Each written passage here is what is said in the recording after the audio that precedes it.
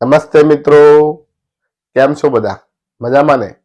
તમારું બધાનું સ્વાગત છે મારી યુટ્યુબ ચેનલ રીતેશ ખત્રી ઓફિશિયલમાં.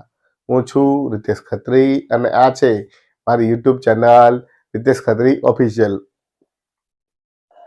આજે આપણે વિડીયોમાં જોવાના છીએ ધોરણ 6 વિષય ગણિત પ્રકરણ 8 દશાંશ સંખ્યાઓનો ભાગ નંબર 1.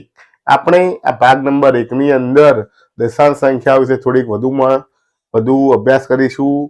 જે ધોરણ 5, 4 અને 5 ની અંદર ભણીને આવ્યા છીએ તેનો થોડોક વધુ અભ્યાસ કરીશું અને દશાંશ સંખ્યાઓ વિશે શીખીશું. તો વિડીયોને સંપૂર્ણ જોવા વિનંતી છે.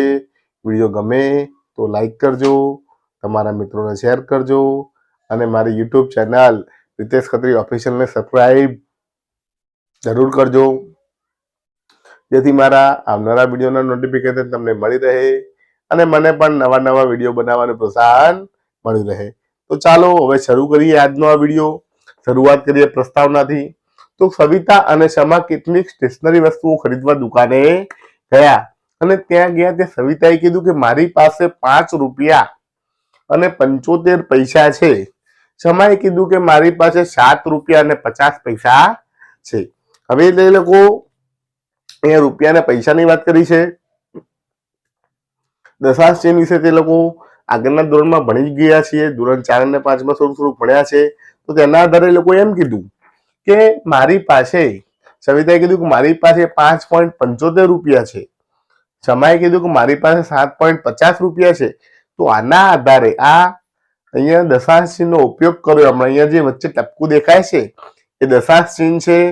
એને તમે બિંદુ અથવા પોઈન્ટ 5.75 એવું બોલી શકો છો અથવા 7.50 એવું બોલી શકો છો. આ દશાંશ ચિહ્નને પોઈન્ટ, બિંદુ વગેરે કહેવામાં આવે છે.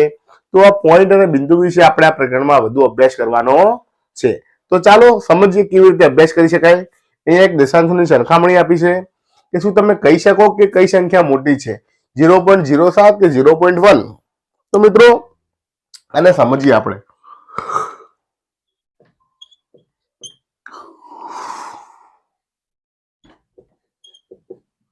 અહીંયા છે 0.07. દશાંશ ચિહ્ન પછી કેટલા આંકડા છે? 2 આંકડા છે. જ્યારે પણ આવું ચિહ્ન આવે, દશાંશ ચિહ્ન પછી 2 આંકડા આવે, એનો મતલબ શું થયો કે અહીંથી 2 આંકડા કાઢો એટલે નીચે આવે 100. તો થયું 7/100. અહીંયા તમે દશાંશ ચિહ્નનો પોઈન્ટ પછી એક જ આંકડો છે તો નીચે આવે 10. ત્યારે દશાંશ ચિહ્ન પછી એક આંકડો હોય તો નીચે 10 આવે. 2 આંકડા હોય તો 100 આવે, 3 હોય તો 1000 આવે, 4 હોય તો 10,000 આવે. એમ આગળ વધતા જાય. એટલું યાદ રાખવાનું કે પોઈન્ટ પછી જેટલા આંકડા હોય એકડા પછી એટલી શૂન્ય આવે. તો સહેલાઈથી યાદ રહી જાય કે પોઈન્ટ પછી એક આંકડો તો નીચે એક શૂન્ય, પોઈન્ટ પછી 2 આંકડા તો નીચે 2 શૂન્ય. હવે બંને સરખી કે ના? એક 7/100 છે, એક 10/10 છે. 100 માંથી 7 કે 10 માંથી 1? તો આપણને થોડું કન્ફ્યુઝન લાગે. આપણે એક કામ કરીએ, બંનેને સરખા બનાવીએ. બંનેને નીચે 100 લાવી દઈએ. આના નીચે તો 100 છે જ. આના નીચે મારે 100 લાવવા છે તો હું નીચે 10 વડે ગુણીશ. નીચે 10 વડે ગુણાય તો ઉપર પણ 10 વડે ગુણાય. 10 એકા 10, નીચે 10 દાન 100. હવે મિત્રો આ બે સંખ્યા જુઓ, તમને અંદાજો આવી જાય. 7/100 કે 10/100? બેમાંથી કઈ મોટી? તો અહીંયા 100 તો છે જ. 100 માંથી 7 વધારે કે 100 માંથી 10 વધારે? તો તમે એમ કહેશો કે 100 માંથી 10 વધારે. આ સંખ્યા વધારે છે. આ સંખ્યા વધારે તો બેમાંથી કઈ મોટી કહેવાય? તો 0.1 મોટી છે એવું કહી શકાય. 0.1 એ 0.07 કરતા મોટી છે એવું કહી શકાય. તો આને થોડુંક હજી વધુ સમજીએ, થોડાક વધુ ઉદાહરણના દાખલા ગણીએ. તો તે માટે જોતા રહો મારો વિડીયો. આભાર. નમસ્તે મિત્રો, હવે જોઈએ સરખામણીના થોડાક વધુ દાખલા. 32.55 અને 32.5 ની સરખામણી કરો. તો કેવી રીતે સરખામણી કરી શકાય? અહીંયા આપણે એક એક આંકડો જોઈ શકાય કે પહેલા 32 તો 32 બે સરખા છે, પોઈન્ટ પછી 5, પોઈન્ટ પછી 5 સરખા છે અને પછી એક 5 વધારે છે, અહીંયા નથી. તો આપણે સહેલાઈથી કહી શકીએ આ સંખ્યા વધારે છે. અથવા આપણે એને ગણતરી કરી શકાય આ રીતે કે અહીંયા લખો 32.55, અહીંયા ભાગ પાડો લખો 32.5. ચલો 32 તો પૂર્ણાંક છે જ, વત્તા દશાંશ ચિહ્ન પછી એક આંકડો એટલે કે 5, તો આવું લખી શકાય 5/10. અને દશાંશ પછી બીજો આંકડો એટલે શતાંશ કહેવાય, તો ત્યાં લખાય 5/100. આ રીતે લખવું પડે. પહેલો આંકડો છે દશાંશ કહેવાય, પછી શતાંશ, પછી સહસ્ત્રાંશ આવે. તો અહીંયા થઈ ગયું. અહીંયા ચેક કરીએ તો 32 તો લખાશે જ, પછી 5 32 તો લખાશે જ, વત્તા શું આવે પોઈન્ટ પછી એક આંકડો એટલે દશાંશ કહેવાય. તો આટલું આવ્યું.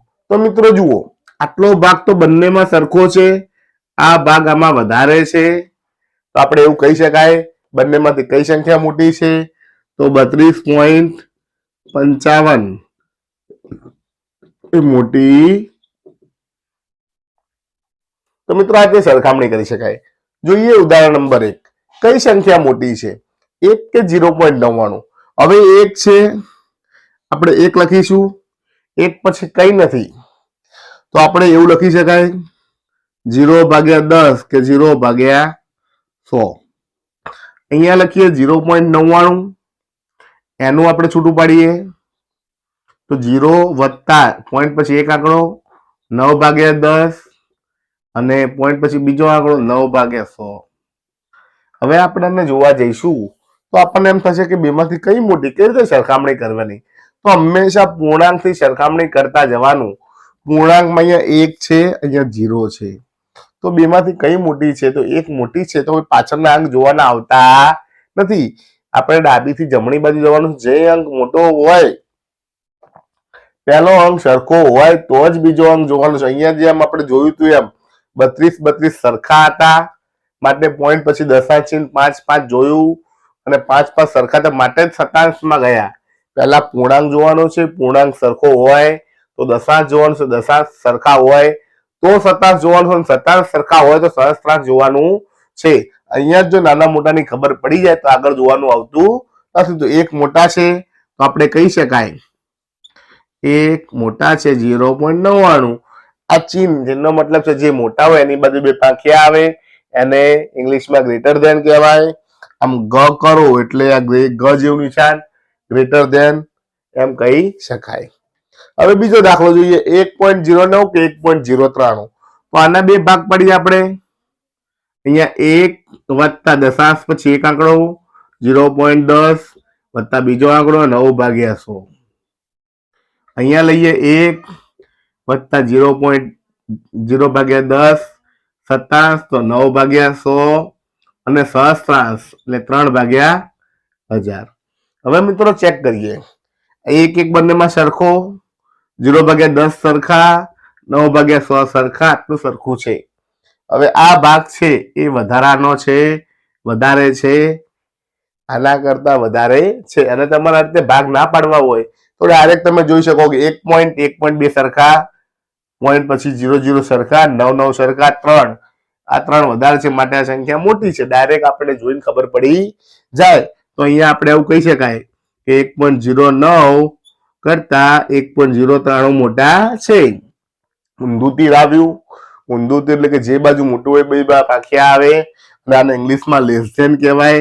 લ લખો, લ આ રીતે આવે એટલે લેસ ધેન, તીર યાદ રહી જાય.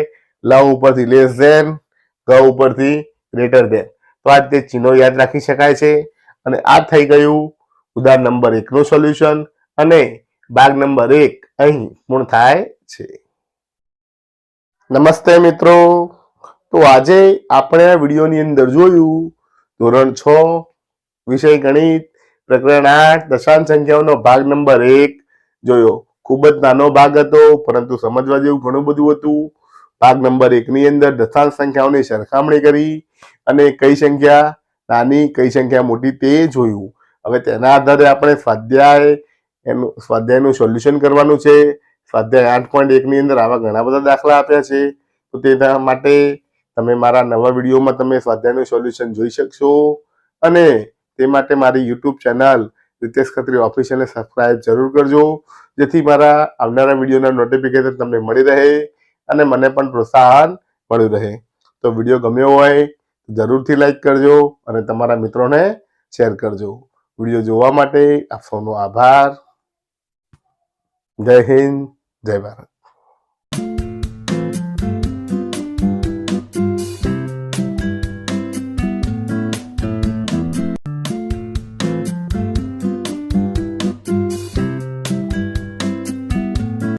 નમસ્તે મિત્રો, કેમ છો બધા? મજામાં ને? તમારું બધાનું સ્વાગત છે મારી યુટ્યુબ ચેનલ રીતેશ ખત્રી ઓફિશિયલમાં. હું છું રીતેશ ખત્રી અને આ છે મારી YouTube channel Ritesh Khatri official. આજે આપણે આ વિડીયોમાં જોવાના છીએ ધોરણ 6 વિષય ગણિત પ્રકરણ 8 દશાંશ સંખ્યાઓનો ભાગ નંબર 2. આ ભાગ નંબર 2 ની અંદર દશાંશનો ઉપયોગ વ્યવહારિક જીવનમાં કેવી રીતે થાય તે આપણે સમજવાનું છે. અહીંયા આપણે નાણાં, વજન, લંબાઈ વગેરેના એકમોને અદલ બદલ કરતા અને દશાંશમાં રૂપાંતર કરતા શીખવાનું છે. તેના દાખલા ગણવાના છે. માટે આ વિડીયોને સંપૂર્ણ જોજો. આ વિડીયો તમારે ખૂબ જ કામ લાગશે અને આની અંદરથી ઘણા બધા દાખલા શીખવાના છે. એના આધારે આપણે સ્વાધ્યાયનું સોલ્યુશન પણ કરવાનું છે અને પરીક્ષામાં સારા ગુણ પણ મેળવવાના છે. અને વિડીયો જોયા પછી વિડીયો સારો લાગે તો જરૂરથી લાઈક કરજો, તમારા મિત્રોને શેર કરજો અને તમને જે સારું લાગ્યું હોય તે મને કોમેન્ટમાં જણાવજો. અને મારી યુટ્યુબ ચેનલ રીતેશ ખત્રી ઓફિશિયલને સબસ્ક્રાઇબ જરૂર કરજો, જેથી મારા આવનારા વિડીયોના નોટિફિકેશન તમને મળી રહે અને મને પણ નવા નવા વિડીયો બનાવવાનું પ્રોત્સાહન મળ્યું રહે. મારી આ ચેનલની અંદર ધોરણ 6, 7 અને 8ના ગણિત વિષયના તમામ પ્રકારના વિડીયો મૂકવામાં આવેલા છે અને સાથે સ્પર્ધાત્મક પરીક્ષાના જે પેપર સોલ્યુશન છે તે પણ મુકાય છે અને નવા નવા પેપર આવશે તેના સોલ્યુશન પણ મુકાતા રહે છે. મારી આ ચેનલની અંદર રોજ સવારે 8 વાગે રોજ એક વિડીયો મૂકવામાં આવે છે, જે તમે લાઈવ જોઈ શકો છો અને તેમાં કોમેન્ટ પણ કરી શકો છો. માટે મારી યુટ્યુબ ચેનલ રીતેશ ખત્રી ઓફિશિયલને સબસ્ક્રાઇબ જરૂર કરજો. તો હવે શરૂ કરીએ આજનો આ વિડીયો. વિડીયો છે પ્રકરણ 8 દશાંશ સંખ્યાઓનો ભાગ નંબર 2. આજનો ટોપિક છે દશાંશનો ઉપયોગ. સૌથી પહેલા જોઈએ નાણાં. તો નાણાંની વાત કરીએ, અત્યારે આપણે રૂપિયાનો ઉપયોગ થાય છે, પૈસાનો ઉપયોગ થતો નથી. પણ પહેલાના સમયમાં પૈસા વપરાતા હતા અને પૈસાની ગણતરી પણ થતી હતી. તેના આધારે પ્રકરણમાં મૂકવામાં આવે છે. પરંતુ અત્યારે જયારે આપણે ગણતરી કરવા જઈએ છીએ વ્યવહારમાં, ત્યારે કોઈ જગ્યાએ પૈસા વપરાતા નથી. એટલે આની સમજ બહુ ઓછી હોય છે. આપણે સમજી લઈએ. 1 રૂપિયો બરાબર 1 રૂપિયાના પૈસા કેટલા થાય? 1 રૂપિયા બરાબર 100 પૈસા. યાદ રાખવાનું છે મિત્રો કે 1 રૂપિયાના પૈસા થાય 100. તો 1 પૈસાના રૂપિયા કેટલા થાય? 1 રૂપિયાના પૈસા 100 થાય. તો 1 પૈસાના રૂપિયા જયારે કરવું હોય, નાનામાંથી મોટું કરવું હોય તો 100 વડે ભાગવા પડે. 1 ભાગ્યા 100 રૂપિયા કહેવાય. અને નીચે 2 શૂન્ય આવે એટલે દશાંશ ચિહ્ન મૂકવું પડે અને દશાંશ ચિહ્ન મૂકો એટલે પાછળથી આ રીતે 100 અહીંયા 1 છે તો 1 ની આગળ આપણે 2 આંકડા ને પહેલા પોઈન્ટ મૂકવો છે તો અહીંયા 1 આંકડો થયો, કઈ નથી એટલે 0 મુકાય. એની આગળ પોઈન્ટ મુકાય એટલે કે 0.01 એવું આવે. એની આગળ કઈ નથી માટે આપણે 0 આગળ મૂકીએ છીએ એટલે કે 0.01 રૂપિયા એવું લખી શકાય. તો 1 પૈસો બરાબર 0.01 રૂપિયા. અથવા ના ખબર પડે તો આપણે શું કરવાનું છે કે જેટલા પૈસા આપે છે એને 100 વડે ભાગી દેવાના છે અને પછી દશાંશ ચિહ્ન મૂકવાનું છે. ચાલો એને થોડાક દાખલા જોઈએ એટલે સમજીએ કે 65 પૈસા એટલે શું થાય.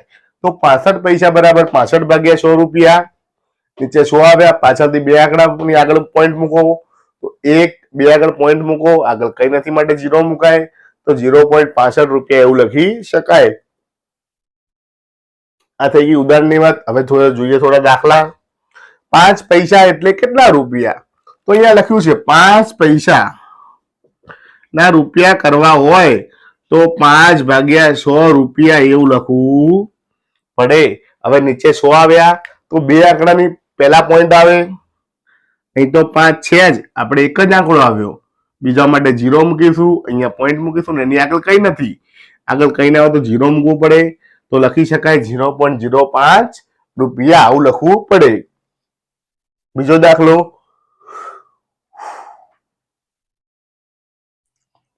105 પૈસા એટલે કેટલા રૂપિયા થાય? અહીંયા 105 ની વાત કરી છે તો આપણે એવું લખી શકાય 105 પૈસા બરાબર 105 ભાગ્યા 100 રૂપિયા. હવે 2 આંકડા પછી પોઈન્ટ મૂકો તો અહીંથી ખસાડો 1 અને 2 તો એમ લખાય છે 1.05 રૂપિયા, અથવા આને બીજી રીતે એવું પણ કહી શકાય 1 રૂપિયો અને 5 પૈસા એવું પણ લખી શકાય. કારણ કે જુઓ અહીંયા 105 છે તો આપણે એવું લખી શકીએ 100 પૈસા વત્તા 5 પૈસા. હવે 100 પૈસાનું શું થાય? 1 રૂપિયો વત્તા 5 પૈસા એમ લખવું હોય તો પણ લખી શકાય. અને ગણિતની ભાષામાં કહેવાય 1.05 રૂપિયા. હવે એના ઉદાહરણ જોઈએ. પ્રયત્ન કરો. પ્રશ્ન 1 દશાંશ સ્વરૂપે લખો 2 રૂપિયા 5 પૈસા. આ તો રૂપિયા છે જ, આને ફેરવવાના નથી. 5 પૈસાને શું લખાય? 5 ભાગ્યા 100. તો 5 ભાગ્યા 100 નું શું થાય? 2 વત્તા અહીંથી 2 આગળ ખસાડો કે 0.05. અને હવે સરવાળો કોનો કોનો થાય? તો 2 નો અને 0 નો, કારણ કે દશાંશ ચિહ્નની આગળના આંકડાનો સરવાળો થાય, પૂર્ણાંકનો સરવાળો થાય. દશાંશ ચિહ્ન પાછળનો સરવાળો નહીં કરવાનો. તો 2 વત્તા 0 એટલે થશે 2.05 રૂપિયા, આવું લખી શકાય. બીજું 2 રૂપિયા 50 પૈસા. તો 2 રૂપિયા તો છે જ, વત્તા 50 પૈસા. 50 ભાગ્યા 100 પાછળ લખાય રૂપિયા, બંને રૂપિયા રૂપિયા થઈ ગયું.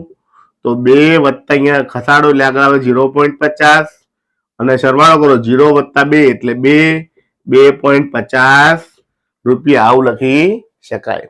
જોઈએ ત્રીજો 20 રૂપિયા 7 પૈસા. તો લખાશે 20 રૂપિયા વત્તા 7 ભાગ્યા 100 રૂપિયા અને 20 ને 7 ના શું થશે? 0.07. હવે 20 અને 0, 20 ને 0 કેટલા થાય? 20.07 રૂપિયા. ચોથું જોઈએ 21 રૂપિયા 75 પૈસા. તો લખાશે 21 રૂપિયા વત્તા 75 ભાગ્યા 100 રૂપિયા. તો 21 વત્તા 0.75 સરવાળો થશે 21.75 રૂપિયા. મિત્રો આ થઈ ગઈ ગણતરીની રીત. હવે ડાયરેક્ટ શીખવાડું કે ડાયરેક્ટ શીખવું હોય તો કે 2 રૂપિયા અને 5 પૈસા છે, પૈસાને 2 આંકડામાં લઈએ તો 0.5 કહેવાય, તો 2.05 ડાયરેક્ટ લખી શકાય. 2 રૂપિયા 50 પૈસા તો 2.50 ડાયરેક્ટ લખી શકાય. 20 રૂપિયા 7 પૈસા તો 20.07 એવું લખી શકાય. અને 21 રૂપિયા 75 પૈસા 21.75 એવું લખી શકાય. જો જેને ડાયરેક્ટ આવડતું હોય લખી શકે. આપણે ગણતરી રીતે આ રીતે પરીક્ષામાં કરવાની છે અને આ રીતે કરશો તો તમને પૂરા માર્ક મળશે. અને પરીક્ષાની અંદર આ રીતે સોલ્યુશન કરવાનું છે ને આખું લખવાનું છે, ત્યારે તમને પૂરા માર્ક મળી શકશે.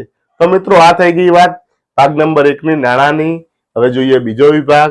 ત્યાં સુધી જોતા રહો મારો વિડીયો. આભાર. નમસ્તે મિત્રો. હવે જોઈએ ભાગ 2 નો બીજો ભાગ એટલે કે લંબાઈ. તો લંબાઈ વિશે જાણવાનું છે આપણે. લંબાઈ અલગ અલગ રીતે માપી શકાય છે. તો લંબાઈની અંદર એકમો કયા કયા છે આપણને ખબર છે. સૌથી નાનો એકમ છે મીમી. મીમી એટલે કે મિલીમીટર.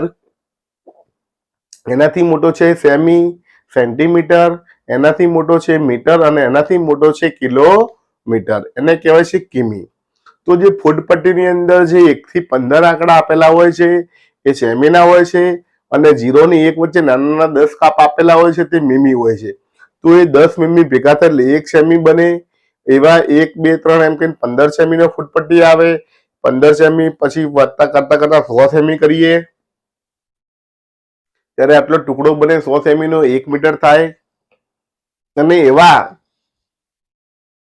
મીટર ભેગા કરતા કરતા જઈએ ત્યારે 1000 મીટર ભેગા થાય તો 1 કિલોમીટર બને.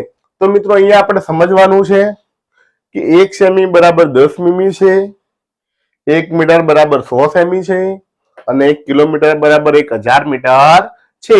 તો આના આપણે એકમોનો દશાંશમાં રૂપાંતર કરતા શીખવાનું છે. સૌથી પહેલા જોઈએ મીટર અને સેમીનો પ્રયોગ. 1 મીટર બરાબર 100 સેમી. તો 1 સેમી બરાબર 1/100 મીટર એવું લખી શકાય. જેમ રૂપિયા પૈસામાં કરતા હતા એ રીતે. તો નીચે 2 આંકડા છે તો 2 આંકડા પછી પોઈન્ટ આવે તો 0.01 મીટર એવું લખી શકાય. બીજું ઉદાહરણ જોઈએ 56 સેમી. તો 56 સેમીને મીટરમાં ફેરવવા 56/100 લખી શકાય. 2 આંકડા પછી પોઈન્ટ તો કે 0.56 મીટર. તો તો 156 સેમી એટલે કેટલા મીટર થાય? તો અહીંયા આપણે એવું લખી શકીએ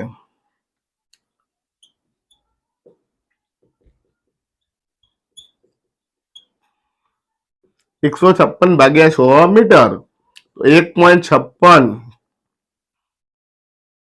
મીટર આવું લખી શકાય. બીજી રીતે લખવા જઈએ તો આને ઉપર લખી શકાય 100 વત્તા 50 વત્તા 6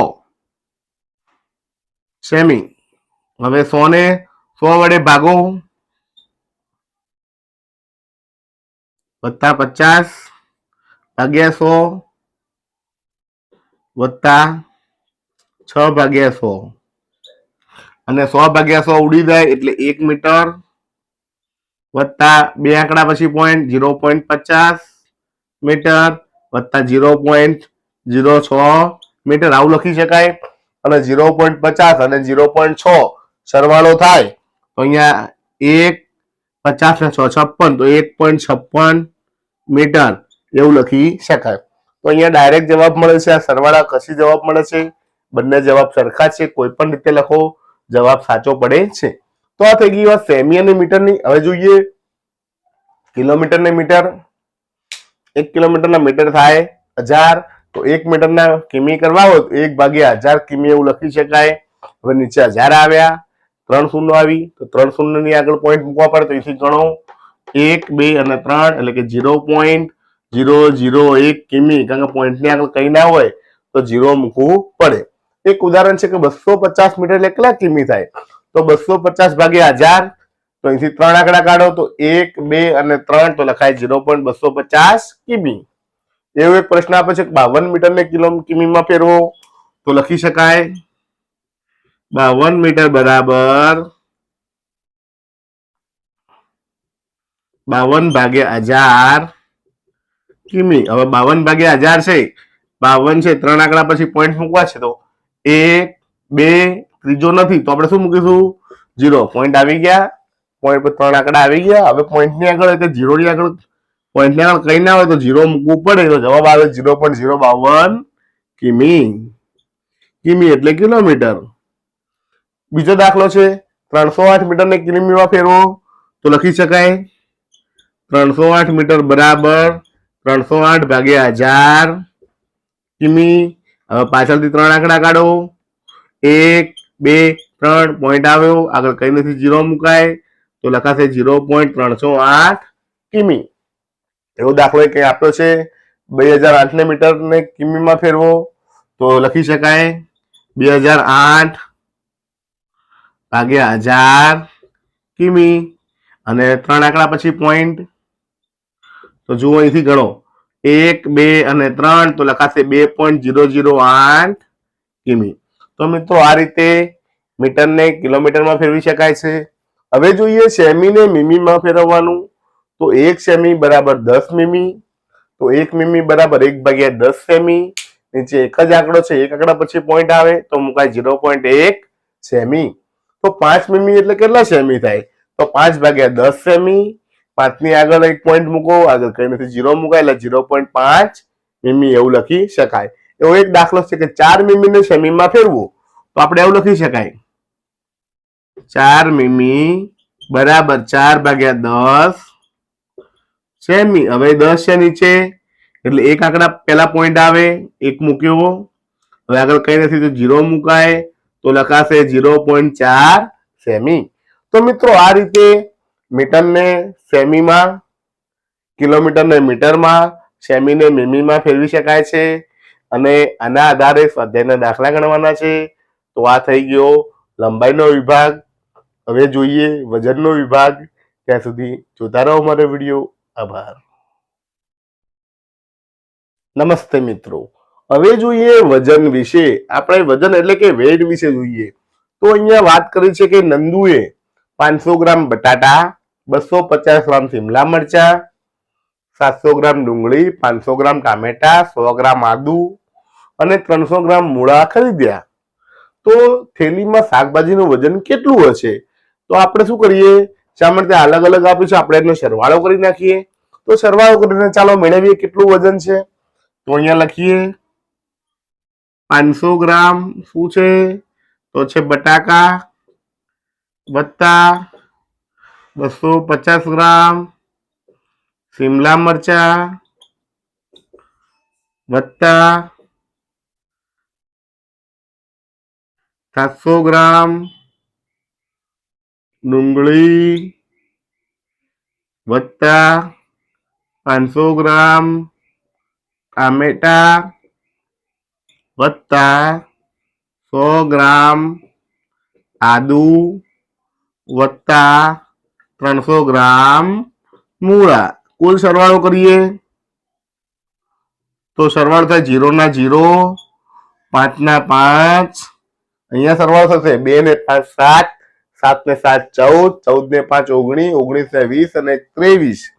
તો શું થયું? 2350 ગ્રામ કુલ શાકભાજી થઈ. હવે 2350 ગ્રામ આવું બોલીએ તો એના કિલો કિગ્રા કેટલા થાય? તો એના માટે જોઈએ 1 કિલોગ્રામ બરાબર 1000 ગ્રામ થાય. કેટલા ગ્રામ થાય? 1000 ગ્રામ. યાદ રાખવાનું છે, કિલોગ્રામ ને ટૂંકમાં કિગ્રા કહેવાય. 1 કિગ્રા બરાબર 1000 ગ્રામ. તો 1 ગ્રામ બરાબર 1 ભાગ્યા 1000 કિગ્રા. અને નીચે 3 શું આવ્યા? તો 3 આંકડા પછી પોઈન્ટ 1, 2 અને 3. તો લખાય 0.01 કિગ્રા. હવે આ જે દાખલો છે કે 2350 ગ્રામ એટલે કેટલા કિગ્રા થાય? તો આને આપણે બે રીતે વિભાજન કરીએ કે 2000 એ તો છે જ 2000 ગ્રામ વત્તા 350 ગ્રામ. 2000 ગ્રામ ને કિગ્રામાં ફેરવીએ તો નીચે 1000 આવી જાય. અહીંયા પણ નીચે 1000 આવી જાય. હવે શું થાય? તો જો આ શૂન્ય ઉડી જાય 2 કા 2 તો શું થયું? 2 કિગ્રા વત્તા અહીંયા 3 આંકડા પછી પોઈન્ટ 1, 2 અને 3. તો લખાશે જુઓ આ રીતે 1, 2 અને 3. પોઈન્ટ ને આગળ કઈ નથી, 0 મુકાય, 0 કિગ્રા. હવે શું થાય? તો સરવાળો થાય 2 કિગ્રા અને 0. પોઈન્ટ પછીના પોઈન્ટ પહેલાના જે એકમ કહેવાય, પૂર્ણાંક કહેવાય, એટલે કે 2 અને 0 થાય 2.350 કિગ્રા એવું લખી શકાય. આ થઈ ગઈ વાત એની. આને આપણે ડાયરેક્ટ લખવું છે તો કેવી રીતે લખી શકાય? તો ડાયરેક્ટ આવી રીતે લખી શકાય 2350 ભાગ્યા 1000 કિગ્રા. હવે અહીંથી પોઈન્ટ ખસાડો તો જો અહીંથી 3 આંકડા પછી પોઈન્ટ મૂકવાના છે તો 1, 2 અને 3. તો આટલે આવે તો ડાયરેક્ટ આવું લખી શકાય 2.350 કિગ્રા. તો ડાયરેક્ટ જવાબ મેળવી શકાય છે, ગણતરી કરીને પણ મેળવી શકાય છે. માત્ર ગ્રામને કિલોગ્રામમાં ફેરવવાના હોય તો ડાયરેક્ટ જવાબ લખી શકાય, અને દાખલો પૂછવાનો હોય તો આખો ગણતરી કરી પછી લખવો પડે. તો મિત્રો આ થઈ ગઈ વજનની વાત. આ રીતે કિલોગ્રામને ગ્રામમાં ફેરવી શકાય છે. અને આ ભાગ નંબર 2 અહીં પૂર્ણ થાય છે. નમસ્તે મિત્રો. તો આજે આપણે વિડીયોમાં જોયું ધોરણ 6 વિષય ગણિત પ્રકરણ 8 દશાંશ સંખ્યાઓનો ભાગ નંબર 2 જોયો. ભાગ નંબર 2 ની અંદર આપણે દશાંશના ઉપયોગ વિશે ભણ્યા. તેમાં સૌથી પહેલા નાણાં વિશે જોયું. તેમાં રૂપિયા પૈસા એટલે કે પૈસાને રૂપિયામાં ફેરવતા જોયા. પછી આપણે ભણ્યા લંબાઈ વિશે. તેમાં સેમીને મીટરમાં, મીટરને કિલોમીટરમાં અને સેમીને મીમીમાં ફેરવતા શીખ્યા. અને છેલ્લે વજન વિશે જોયું. ગ્રામનો સરવાળો કર્યો અને ગ્રામને કિલોગ્રામમાં ફેરવતા શીખ્યા. તો તમને મારો આ વિડીયો ગમ્યો હોય, કંઈક સારું લાગ્યું હોય તો મારા વિડીયોને જરૂરથી લાઈક કરજો, તમારા મિત્રોને શેર કરજો અને મારી યુટ્યુબ ચેનલ રિતેશ ખત્રી ઓફિશિયલને સબસ્ક્રાઈબ જરૂર કરજો, જેથી મારા આવનારા નવા વિડીયોના નોટિફિકેશન, સ્વાધ્યાય 8.2 નું સોલ્યુશન એ પણ તમને સરળતાથી મળી જાય અને બીજા નવા વિડીયોના નોટિફિકેશન પણ તમને મળતા રહે. અને મને પણ તમારા લાઈક અને સબસ્ક્રાઈબથી નવા વિડીયો બનાવવાનું પ્રોત્સાહન મળતું રહે. તો વિડીયો જોવા માટે આપ સૌનો આભાર. જય હિન્દ, જય ભારત.